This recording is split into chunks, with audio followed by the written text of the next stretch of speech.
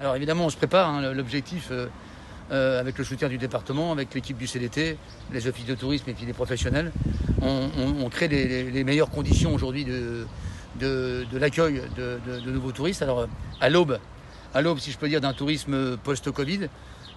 Et donc on s'est vraiment mobilisé sur la diversité de l'offre. On va mettre en place donc un concours en quelque sorte. On va pouvoir primer une vingtaine d'offres innovantes sur le territoire, et notamment avec en appui à la ruralité. Ça, c'est la première chose. Et donc ces offres seront accompagnées sur un plan communication et sur un plan soutien à hauteur de 5 000 €. Et puis on accompagnera également ceux qui ne seront pas dans le top 20. Et puis un des éléments aussi essentiels, c'est l'accompagnement sanitaire. Donc on va donc fournir des visières au Haut-Champagne à l'ensemble des prestataires. Près de 5 000 donc, ont été commandés. Et on va accompagner surtout le sujet des gestes barrières. Donc en fait, dire que l'Aube, demain, c'est une destination proche de chez vous, pour les départements limitrophes et pour la région parisienne, numéro 1. 2, c'est une offre rurale de pleine nature qui répond à l'envers du tourisme de masse et donc qui rassure en termes de sécurisation par rapport au sujet post-Covid et au déconfinement. Et puis, mettre en avant tous nos atouts que sont les territoires de pleine nature, le patrimoine, nos grands lacs, qui sont des vraies réponses en fait à l'attente d'un touriste qui a hâte de sortir de chez lui, de redécouvrir les couleurs et surtout éviter les grands flux. Donc tout transport doit être plutôt des transports individualisés, pas collectifs. Donc tout un tas en fait de critères dans lesquels l'Aube finalement, comme un certain nombre des départements ruraux de France, ont une carte importante à jouer. Les plus proches de l'Aube, qui diront que l'Aube est belle, on le savait pas, mais maintenant on le sait. À les sécurités, tout le monde s'est investi. Il y a un vrai collectif qui s'est mobilisé entre l'institution, les professionnels, à travers la promotion que nous allons faire. Il faut jouer cette corde de séduction de l'Aube, de son côté rural, de son côté pleine nature, de son histoire, et en même temps de la sécurité sur les gestes barrières, pour que ces personnes, ces touristes qui auront joué le jeu, ces pionniers des premiers touristes de l'Aube retrouvés, soient les ambassadeurs. Les autorités gouvernementales et sanitaires vont nous le dire très prochainement. À défaut, en attendant, on se prépare au rebond et on rassure et on prouve qu'on a des offres qui sont aussi post-Covid et départements rouges qui peuvent répondre à cette attente des Français qui ressortent de chez eux à proximité et pour répondre à la distance. Donc on est plutôt sur un 2 heures, 200 km. Aujourd'hui c'est 100, je pense que les lignes vont bientôt bouger. Et donc c'est tout ce public qu'il faut séduire dans un premier temps. Encore une fois, qui sera ce public séduit en première phase, sera celui qui sera le témoin de ces vacances retrouvées dans l'Aube ou découvertes dans l'Aube avec la sécurité qui va bien. Le gouvernement aujourd'hui déconfine progressivement. Il est aussi sous les conseils des autorités sanitaires et scientifiques. On peut le comprendre. Il semblerait que cette première phase de déconfinement se passe plutôt bien. À part quelques rares exceptions, je dirais que les Français, bien sûr, respectent les gestes barrières, notamment en ruralité. On le voit, moi je le vois dans mon village, à travers le boulanger, à travers les commerces, les gens respectent. Donc c'est de bon augure. Les Français vont pas se rejeter, vont pas s'embrasser demain.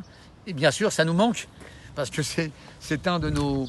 le vivre ensemble, le lien social dans notre pays, c'est quelque chose d'essentiel. Et donc on en est privé. Pour autant, on veut retrouver une liberté. On va retrouver cette liberté, mais liberté retrouvée dit aussi responsabilité accrue. Et je pense que le gouvernement va progressivement agrandir la zone, sans pourtant faire open zone, je le pense, ça serait pas raisonnable. Il y aura peut-être encore deux phases, peut-être 3 phases. Oui, alors Corona Espoir, vous voyez, le Covid, on se rappellera de ça dans l'Aube, puisqu'en fait, avec le collectif, le CDT, les offices de tourisme, les professionnels du tourisme, finalement... ensemble, cette synergie a vu naître une plateforme qui s'appelle Corona Espoir, qui va poursuivre, puisqu'en fait, elle fait découvrir plus de 90 producteurs locaux. Elle permet aussi de faire découvrir pas loin de 7000 offres. Et donc, cette plateforme, qui va s'appeler 100% Aube, va être à disposition de tout à chacun, soit pour commander des produits locaux, que vous irez chercher au bureau de tabac du coin. Bravo aussi à la synergie avec nos amis des tabacs. et puis surtout découvrir son territoire, permettre au commerce local de prendre plus de dimensions. Je souligne d'ailleurs cette belle collaboration entre les grandes surfaces alimentaires, je pense notamment à Leclerc et puis Intermarché, qui ont su répondre à cette visibilité qu'attendaient les producteurs locaux. Vraiment encore une belle synergie, oui, dans cette période. Certains l'avaient entamée avant. Et cette plateforme donc, qui va continuer à vivre, va s'appeler 100% Aube et permettra à chacun de découvrir des offres touristiques, mais aussi des offres de producteurs locaux. Les actions qui avaient été portées, et ce qu'il ressort surtout, c'est le collectif. C'est-à-dire la synergie que nous avons trouvée entre le comité départemental de tourisme, les offices de tourisme, donc trois champagnes tourisme bien sûr, et tous les hôtels de notre département sur la partie rurale. Les professionnels qui ont été à nos côtés. On peut associer également, je souligne aussi la Chambre d'agriculture ou la Chambre de commerce sur justement l'action menée avec Corona Espoir. Et donc ce qu'on a retenu en fait et ce qu'on a compris ensemble, c'est que cette synergie, ce collectif qui est né en fait du Covid, qui nous a rapprochés, qui nous a fait optimiser nos actions, est à une meilleure écoute pour une meilleure sensibilité du territoire, une meilleure action rebond. Il va se continuer à travers des actions comme celles que je viens d'évoquer et d'autres encore qui vont faire qu'on sera peut-être encore plus, en synergie, en collectif, pour porter cette visibilité de l'Aube. Comme nous l'ont souligné les ambassadeurs, on a fait une call également avec les ambassadeurs la semaine dernière et le président Vittenet sur cette mobilisation aussi de tous ces acteurs du monde économique pour rendre encore l'Aube plus visible. L'Aube, la Champagne l'Aube, et la Champagne, cette marque aujourd'hui qui nous est chère et qui nous rend encore plus visible. Et donc je dirais à nos amis auboises et aubois, c'est vous en fait les premiers témoins, les premiers tiers de confiance. Vous avez des amis, vous avez de la famille, dites-leur écoutez, venez passer vos vacances dans l'Aube, soit je vous accueille à la maison, vous inquiétez pas, je connais un gîte pas loin de chez moi, j'ai un petit hôtel aussi super, soit au centre-ville que je connais bien. Tout a été fait pour vous garantir sur les gestes barrières, sur la distanciation sociale. Vous pourrez même aller au lac, vous pourrez vous promener dans les forêts, vous pourrez visiter certains musées. En clair, que nos auboises et nos aubois soyez les premiers, tiers de confiance des touristes prochains qui vont venir séjourner dans l'Aube. Soyez les témoins de toute cette mobilisation, de tout ce collectif et faire que finalement le tourisme demain, écoutez, l'Aube, nous sommes à l'aube effectivement d'une nouvelle forme de tourisme rural, empreinte de valeur, de contact dans le respect des distanciations sociales.